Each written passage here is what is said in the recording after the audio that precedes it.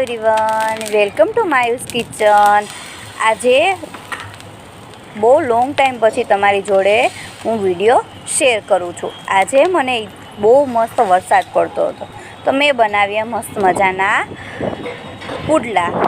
મારે બી પુડલા બનાવું તો પુડલા જાડા બનતા, પતલા ન બનતા।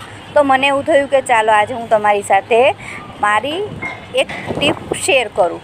જો તમારે પણ એકદમ પતલા આછા પુડલા બનાવવા હોય તો આપણે જે પુડલાનું બેટર બનાવીએ છીએ ને એ થોડું પતલું રાખવાનું, એટલે તમારા પુડલા એકદમ પતલા બનશે અને ફટાફટ ચડી બી જશે અને એકદમ ક્રિસ્પી પુડલા બનાવીએ તો ચા જોડે કે ચટણી જોડે ખાવાની મજા જ પડી જાય। જો તમને મારી આ જે ટીપ મેં શેર કરી એ કેવી લાગી તમે પણ જરૂરથી ટ્રાય કરજો અને મને કોમેન્ટમાં કહેજો કે તમે કેવી રીતે પુડલા બનાવો છો।